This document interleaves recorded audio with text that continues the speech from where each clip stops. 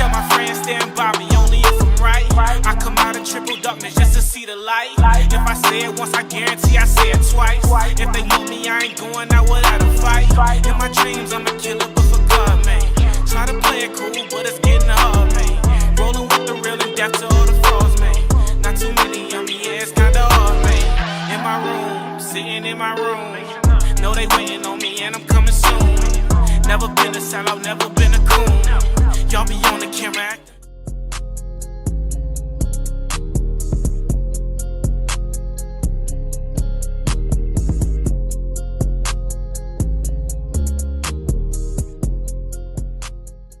What's going on, family? This is Che Wills from Wealth is a Journey. I'm here to invite you to the Wealth Builders community.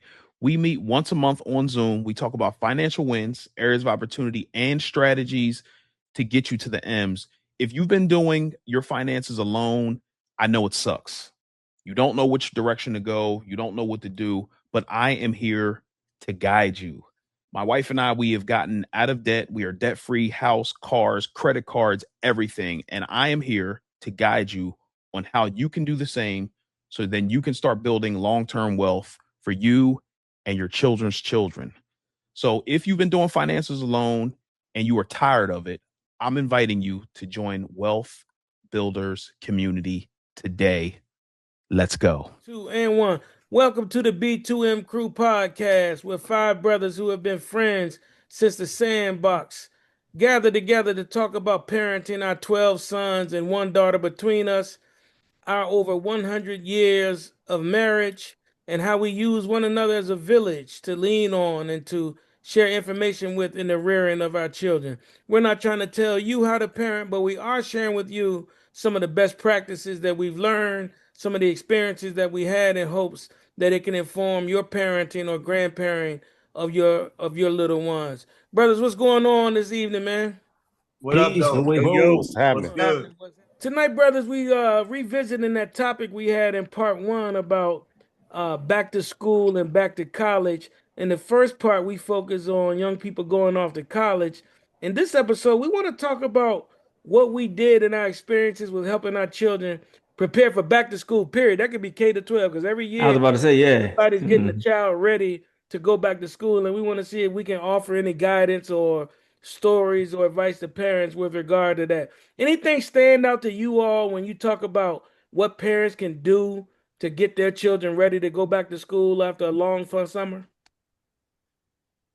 Is it possible today to not worry about your first day school outfit? Is that possible, or am I old-fashioned? Wow. Come on, man. You know that's throughout time, bro. That's a timeless thing. Man, listen. What did you say? No, that's some crisp pro kids. You know he used to lay them lead out on the bed for the first day of school. Chubb, I had Jordache. What are you talking about?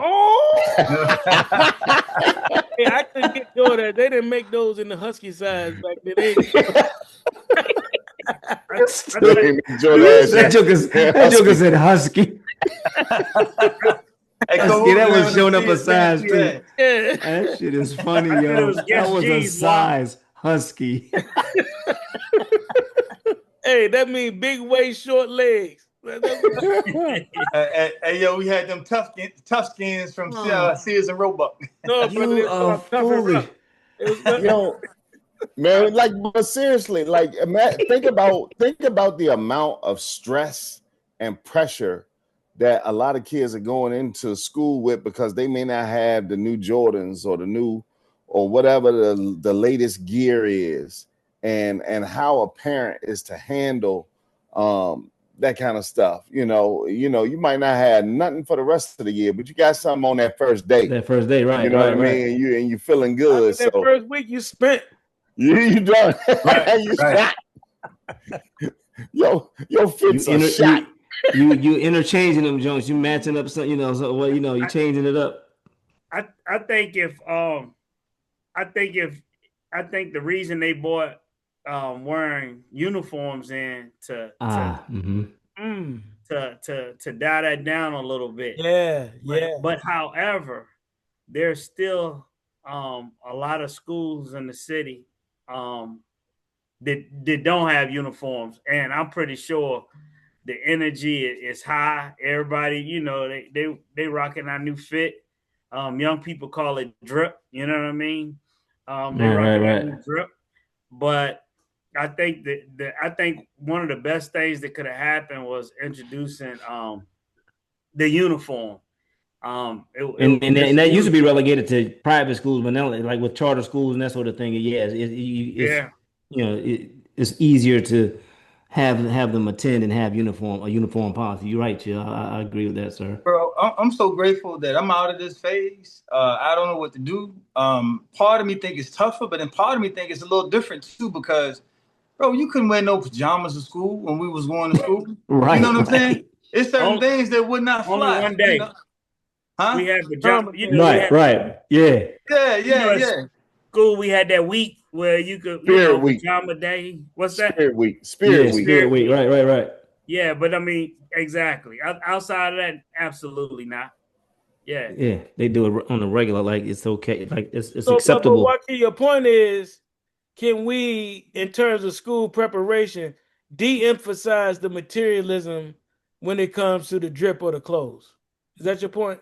Yeah, that is my point. And to John's point too, you don't want your kids wearing pajamas every day, but you know, there's a balance, because I know my youngest son, Kari, he went to school with pajama pants on regular, you know. At the same time, he was not a kid that was worried about one bit what he was wearing every day. Comfortable just being the latest. At the same time, you want to wear pajama every day, you know.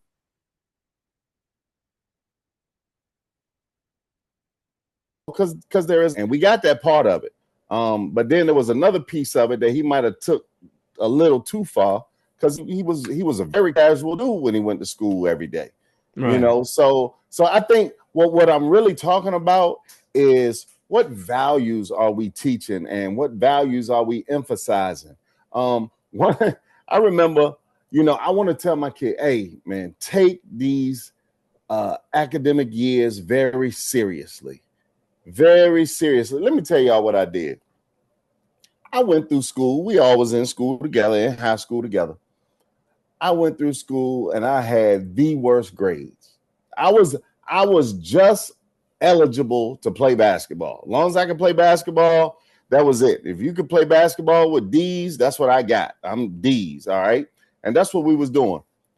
My last senior year, I was honor roll, all A's and B's. And my mom, I bought that report card home, and my mom looked at it and she was like, what in the world? What is this? I said, this is my good grade, good report card. I remember that. She was like, why have you not been doing this all high school? I said, because you'd have been expecting it, and that was going to take too much work, and I ain't want to do all that. That's exactly what he said. All that time she was thinking, that boy is dumb. Yeah. Yeah. I said to her, I just want you to know that I can get good grades if I want to. Wow. Now, how stupid was that? All right. But at the same time, it told me what I was capable of, because when I did go to college, I was on the dean's list when I went to college, because I went with a new mindset and a new idea about how I was committed to my academics, and so we got to talk to him and say, hey man, this is super duper important, because it's unfortunate, but guess what? These decisions that you're making at 14 and 15, they are really going to shape the course of your life and how you navigate through the world if you're not serious about this. These decisions that you're making in 9th and 10th grade, they have long-term consequences. And Absolutely. So we could emphasize that a lot. Some kids got it, but for some of us, we didn't necessarily have it, and we just really didn't understand the significance and the importance of it. Good stuff. Why you tripping, Chill? And now I was just thinking about a whole lot what I was talking about. I'm definitely not for the pajamas.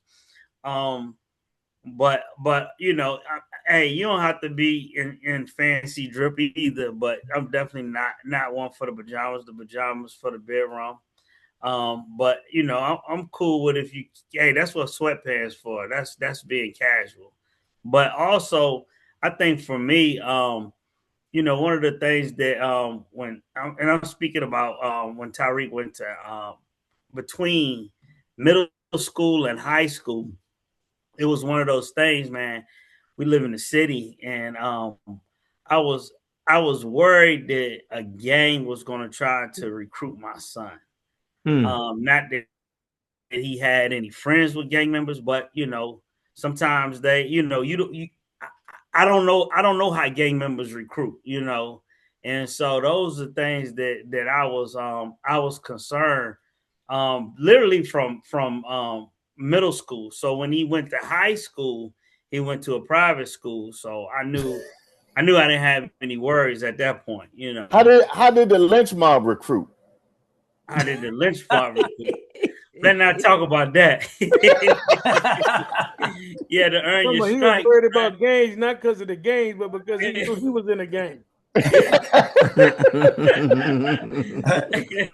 the unsaid part. That's funny. He said the lynch mob recruited. You had to get your stripes, man. And your stripes, you had to lay hands on somebody. And I ain't talking about like a preacher. Listen to this dude. But I remember his first day of school in private school. It was required for him to turn in 2 book reports. And man, you talking about, and that stressed him out. But that right there set the stage, because here's the bar where it was in public schools for you, but they raised the bar here, and this your floor now. And I thought that was just, as soon as that took place, I said he at the right place at the right time, because I wanted to stretch him, because I knew he was capable of showing up and doing some big things. So I really, really appreciate that move tremendously. Hey, Chill, how much do you think, because we all went to school with a family member, right? We should laugh at the mother folks like, how they ain't got to go to school with no cousins? But we always had a had a cousin, a brother, or whatever, from uncle. Kindergarten through high school. He said uncle. Uncle, yeah.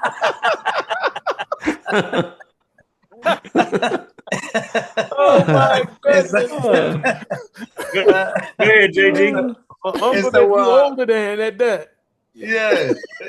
And so the funny part, like we moved out of our hometown, and so I'm like, man, my sons ain't going to school with no cousins. They ain't got no partners from kindergarten to 8th grade from, you know what I'm saying? That they right. If something really do go down, right? Your cousin go to school with you. You know what I mean? Or your friend or your brother, or what have you. Or again, your partner from the neighborhood that you grew up from elementary on. So Nuevo, Salik, James, our kids grew up, you know, in a different city. So Chill, did that play a role? And you feeling he gonna be susceptible to some of that stuff? Or that's just the area that you live in? Oh, you talk about the gangs? Yeah. And moving from the public to the private school. Well, from the gang aspect, I wasn't aware of this, but my son Barber, he cut hair, and one of his clients is a police officer. And the middle school he was going to, he said, man, it was real bad for gangs. I had no idea.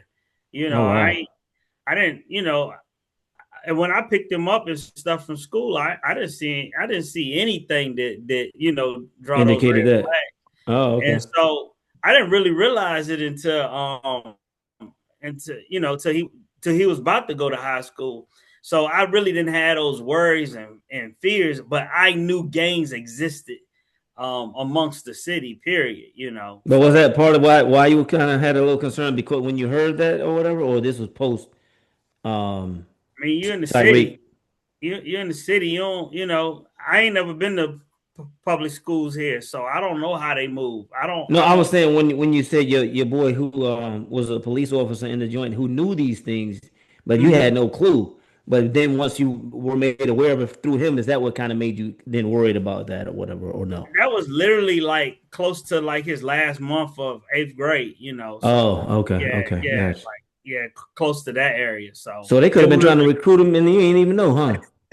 Hey, well, you know, one thing about my son, you know, he got heart, so he wasn't gonna go down easy. Right. Yeah, hey, you gonna recruit your own son, will you, Chill? yeah, wow.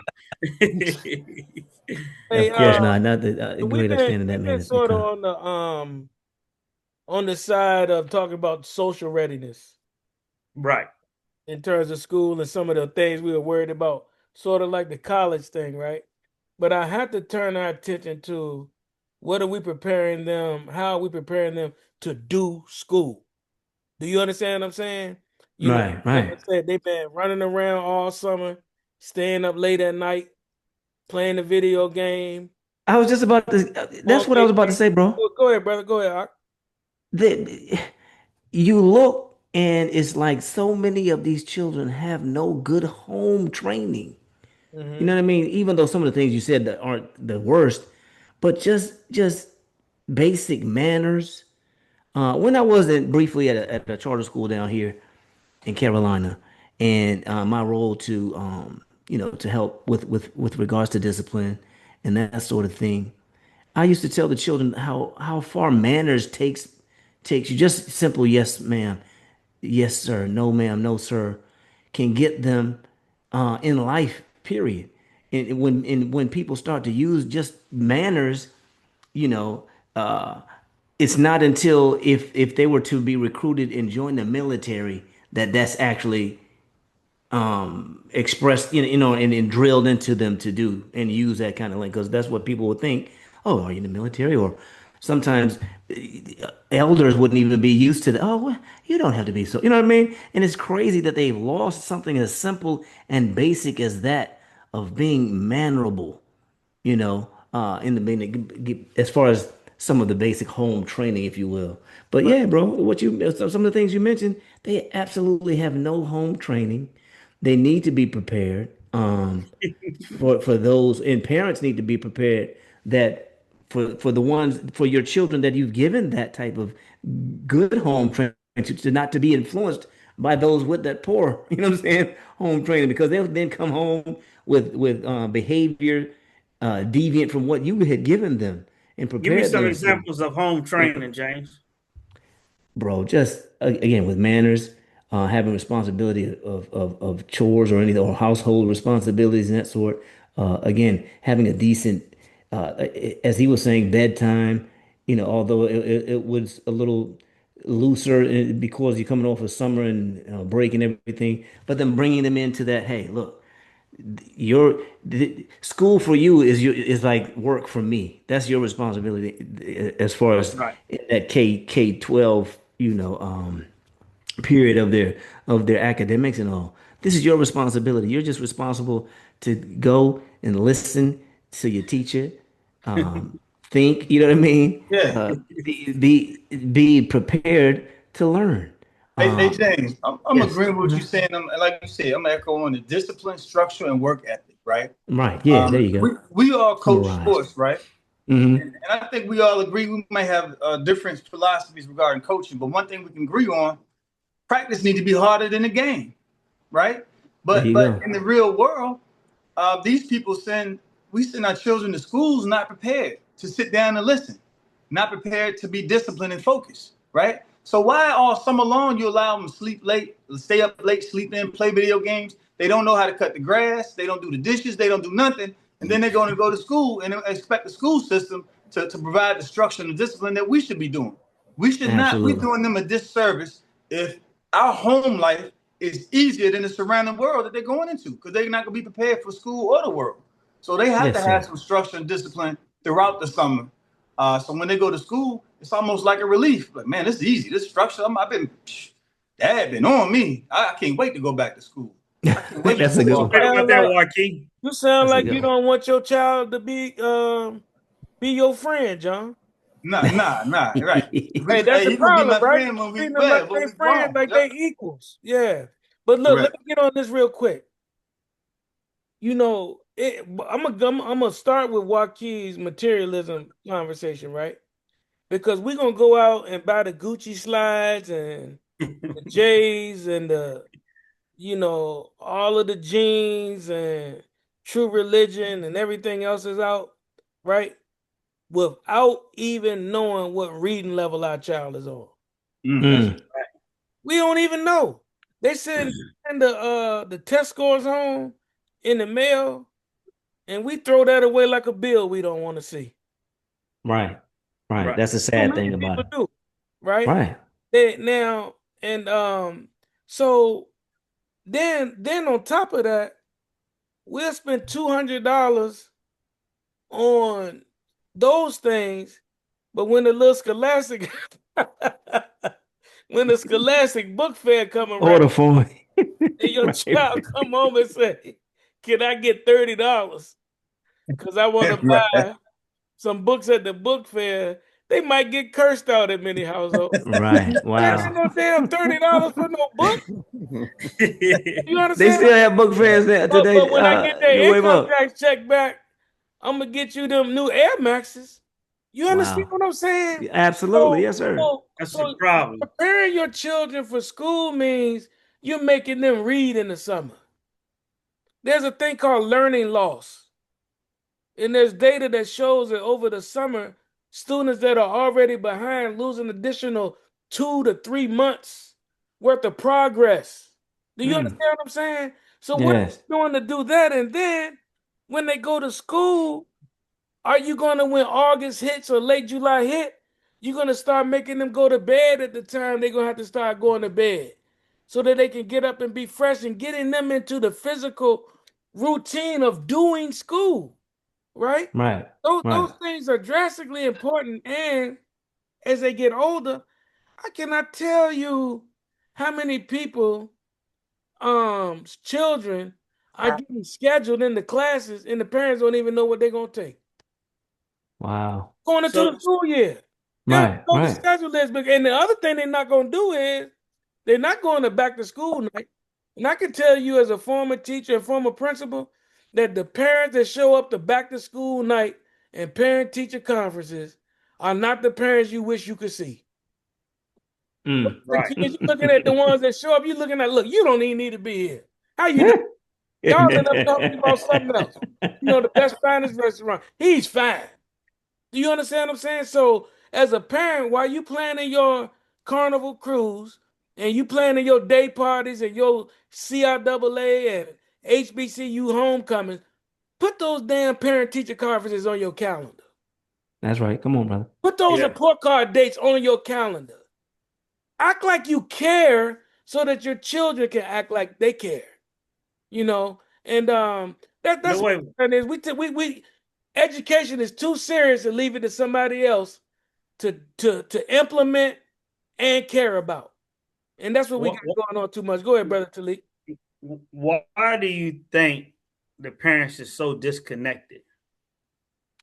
From your professional opinion. We got a few situations. One is we got so many people disconnected because they had disconnected educational experiences themselves, right? Okay. Many of them living in poverty, and education has never been important in many of their lives. I'm not talking about everybody that's living in poverty, but in too many cases, that's been their educational experience. The other thing is schools can do a better job of parent outreach to make people feel comfortable coming up to the school, right? If I send those test scores home, I need to have a night at the building where you can come and I can help you understand the test scores and what they mean. So part of it is parent apathy with a group of parents that they just don't have the skills, and there's some socioeconomic issues. Two is schools in some areas can make parents feel isolated and not a true partner in education. And three is just, and that's a third of them, just some trifling parents. They got their values misplaced. They don't have no money issues. They don't have no education issues. They just trifling. Right. Straight now, let me come back with this. Now, you've been in the school system so long. Have you seen those parents that made the turnaround, and what you think they used to turn that situation around? it's one of those things, man, where the parents that really need the support, like if you got people that speak a different language, right? They are intimidated by coming up to the building, right? You know, and Right. sometimes you have, if they feel they're not in the same class as an educator and don't have access. That's why it's so important for parents to have schools like Patrice. I know she was telling y'all that she works with community engagement. Like, Right. what events are we having the parents to get them in the habit of coming up to school, not just when their child is in trouble? Are we reaching out so they see us as a partner? And do they have an advocate in the building? Many schools do have parent engagement specialists, right? So, and then some people just know that they don't want their children to be like them, and they just have that intrinsic motivation to want something better for their children than they had. You know what I'm saying? And then too many people in that other class that just don't really have an excuse, they're the ones that come up to the building, and when the child get in trouble, they say, what did y'all do to make him do that or make her do that? They want to blame the school, and everything is an argument and what the school doing to my child, and they want to turn up. They want to shut the parent, they want to shut the conference down, just like their child is shutting down learning in the classroom with behavior. So I don't want to make it sound not like it's a lot of complicated dynamics, but too many of us, frankly, don't care and don't want to hold our children accountable to the behaviors that's going to make them be responsible adults. Man, we all going through this journey, and sometimes young people get off track. I say about everything you said, Nuevo, it takes discipline to discipline. Mm-hmm. If the parent don't have no discipline, there's no chance of instilling discipline in the kid, and so you have to have a certain level of discipline in order to be able to discipline. But when the young people get off track, one of the best things we can do is try to teach them how to get back on track, how to self-correct.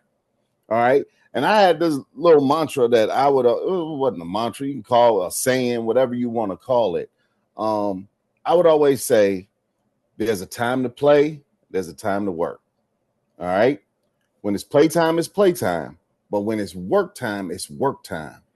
And helping the kids understand it's okay to play, but you cannot play so much that you forget when it's time to work. And that's what a lot of times our young people are missing. They get it confused. Now they getting in class and they cutting up like J. Moo used to do, disturbing the whole class, got everybody laughing. And it's so funny, the teacher's laughing, and so it's bad. But hey, man, it's a time to play and it's a time to work. And right now, James, now is not a time to be playing. We must be working now. And so let's teach our young people how to self-correct, you know what I mean? And get back on track. Ain't nothing wrong with playing. We all want to play and have fun, but at the same time, let's know when to turn it up. And let's when it's time to work and get our work. The way you started your comment though was it take discipline to discipline. So yeah, how you gonna teach them that if you're not making them do that at home? It is challenging because you may not have, whatever we doing as young parents, bro. We all got better as parents. We would like to think so. Some of us didn't get better as parents. Some people don't get better. They doing the same stuff they was doing, when the kid was 5, they doing that stuff and the kid is 15. So we want them to get better, but we have to take it serious about parenting. Like for real, how many parenting podcasts are people watching? How many books on parenting are people reading? Are you trying to be a better parent? Who are you talking to? Who are you consulting with to be a better parent? You can't just leave this up to randomness. You have to be or the educator or the school, right? Right. You have to be intentional about being a better parent. Don't just think it's going to happen because it's not going to happen. And next thing you know, they're 18 years old walking out the door to do what, who knows who with who knows who. You know what I mean? So you got to be intentional about parenting.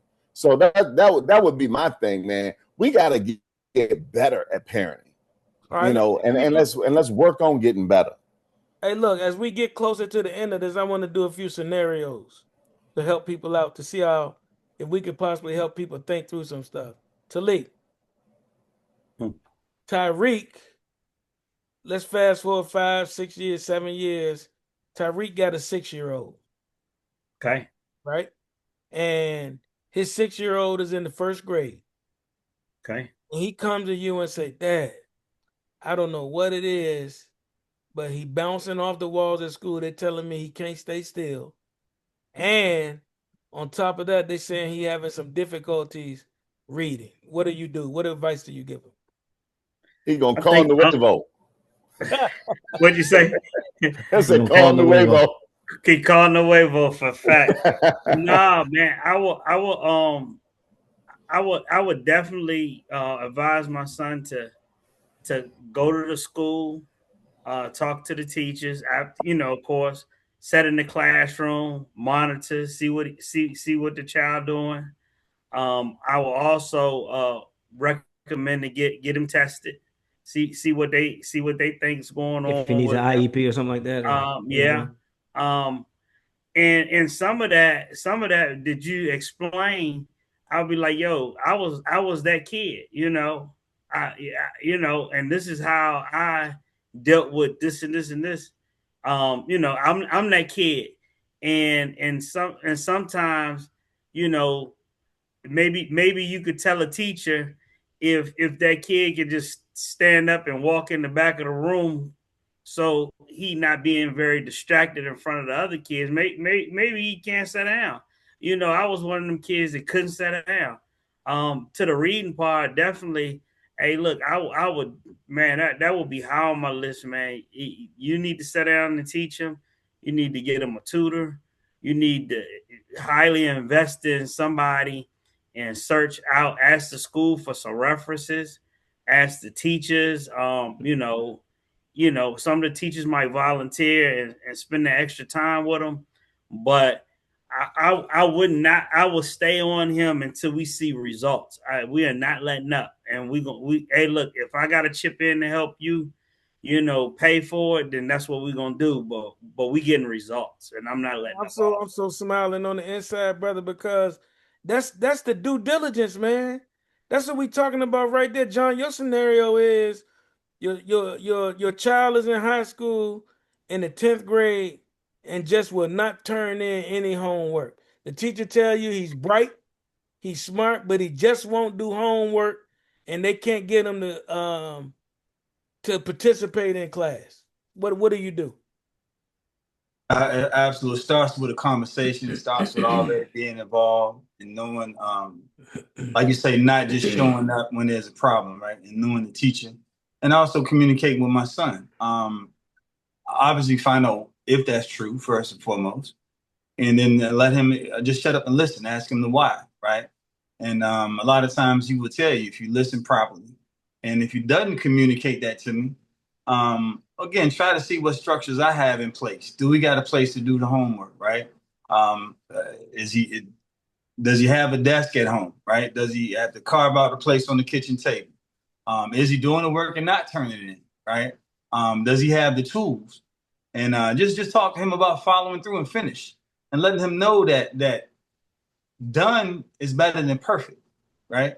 And turn something in, right? And so first of all, make sure that he's capable of doing it, and then make sure he has the tools in place to do it, and just turn it in. And hopefully he's not being a perfectionist, because some of our kids they want to be perfect, or that you perfect or you terrible, and just let them know done is better than them being perfect. Good stuff. Jay Moo, you got a child that's in the 11th grade, and he is an absolute comedian. He walks in class and he fakes and he falls down, but he's really faking, but it looks real. Everybody starts laughing because they know he's faking. He do outbursts of songs, singing songs, talks in different voices, but the teacher tells you he's bright if he just pay attention and lock in. What do you tell him? No, if any, what they say, any resemblance of anybody on this podcast is an accident. Oh, you are not slick, bro. Letting the whole world know. But actually, I would knowing that that was some tomfoolery that I was a part of and that I was doing, first I would be involved. That probably wouldn't even, I would be so engaged that to have, well, see, that was probably unbeknownst to my mother, obviously, that I was cutting up like that. So even if I'm thinking I've done a great job with say for instance, if it was Cable and I realized he was cutting up in some kind of way, um, yeah, man, I have him really understand the importance of the fairness, how that's not fair to his peers, that he's taking away from any type of quality instruction that the teacher may be trying to give, and that just not, it's not fair to him first and foremost, but also it's not fair to his peers and classmates that he's taking up this time and disrupting the time of education and instruction that could be valuable, that is valuable, if it's a good teaching, that sort of thing, if they're going to a good place and whatnot. But yeah, I tell them. I think television and that sort of thing was probably the influence in what it was that had me so animated and being such a character, man. Because I just grew up loving those stories and whatnot from television and entertainment. But when they asked you to go on the forensics team, you wouldn't do it though, brother. I know, that's the crazy thing about it, because I didn't really understand what that was, and how if they could make it, relatable and show me how, you know what I mean, that if they would, we could put that on the educators, that hey, they need to find a better way to get to me, to make education fun for me, or they could have found a way and understood what kind of learning style I may have had or something like that. You know what I mean? I have no doubt or whatever it takes. At the first school, someone would have looked at your talent differently and probably try to push you in some directions that our school may not have as much. Joaquin. Hold on 1 second, Nuevo. Yes, sir. Before you do that, I also would challenge James with that young one, since he's seeing this playing out. I would challenge him to put that child in some acting classes outside of school, because now your energy can go over here and you ain't got to be disrupted, because after school you got 3 days a week that you're gonna go to acting classes. So now you got something to look and motivated to look forward to. Great, right? Because it might not be, like you said, it might not be sports or something like that or whatever. It could, like you said, it could be arts, or nowadays when they have schools that's for that, you know what I mean? They have art schools. But that's a great balance, Chill, that you mentioned as a possible answer to that. So yeah. And you got, even though I know this wouldn't have happened in your house, you got a 6'8" basketball player. He's a junior, and all he does is get good enough grades to be eligible. He's passing all the standardized tests. All the standardized tests say he's above average intelligence, but all he works down to is eligibility grades. What's your reaction to that? How do you handle that? My reaction is, I'm gonna go back, and you guys have heard me say this before. What we got to do when we have a young person like that is we got to get them focused. We got to get them focused on what it is they want to do. You ask a 5-year-old what they want to do, and they'll say, I want to be an astronaut. I want to be a basketball player. I want to be a soccer player. I want to be a school teacher. I want to be a firefighter. Their imagination is out of control with the hopes and dreams of what they can be in life. 10 years later, you ask that same kid what they want to be when they're 15, and they shrug their shoulders and they say, I don't know. But there's a reason for that. And the reason for that is because the world has told them what they cannot be. Sometimes their parents have told them what they gotta be, but they have to decide what they're gonna be. And so many times, because our young people lose their dream, now they're out of control.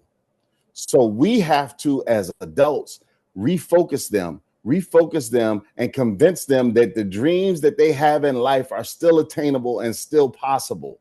And if we can get them refocused, you will get a different kid in school. You will get different outcomes. The reason they're cutting up because they don't have no direction. when you give a young person direction and they locked in and they focus, and not your direction that they want for their life. When you give them that opportunity, you will get a new kid. I don't know, I might have froze up, but I think that's the big thing for me, man. That's the big thing for me. There you go. Hey, I got a quote. You remind me of a quote by a brother named, I mean, not a brother. He's a European name. He's actually John and them. Got their last name, but spells it differently. Yeats. William Butler. Well, he said, education is not the filling of a pail, it's the lighting of a fire.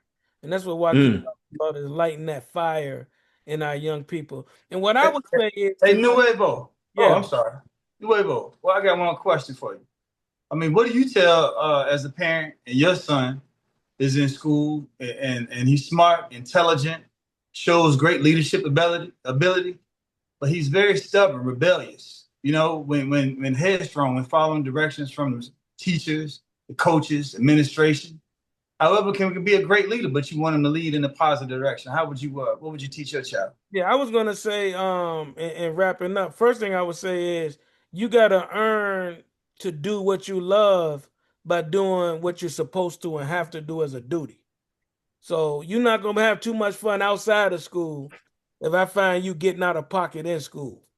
You understand what I'm saying? You're gonna be down to 3 hots in a cot. So you're not gonna have so much joy at home that you can go into school. You're gonna want to go to school to do right so you can get back to the joy at home, because you're gonna have some consequences. But the last thing I would say is, in addition to parents staying super involved, is when you get off track as a parent, you have to decide to micromanage that child. And you tell them, there's a thing I always say, that it's an exchange of autonomy in exchange for accountability. If you being accountable, you got a lot of autonomy. If you're not being accountable, you have very little autonomy to do what you want to do. So I'm gonna micromanage you. I'm gonna make you, if you're not doing your homework, and you're not behaving in class, I'm gonna make you take a piece of paper around to every teacher, every class, for them to sign it and say you did well or you didn't well, and you're gonna bring it home to me that day. So it ain't no miss buttons. So I'm gonna micromanage you, and I'm gonna stay involved with the process. And as Talik said, I'm gonna stay involved with those teachers to make sure that you stand on your square. And it's the B2M crew, and we've been chopping it up about advice for parents going back to school. Our brother Joaquin's not available right now, but we all know, and he said it so many times, that in the words of the great Frederick Douglass, it is easier to build strong children than repair broken men. Peace. Peace.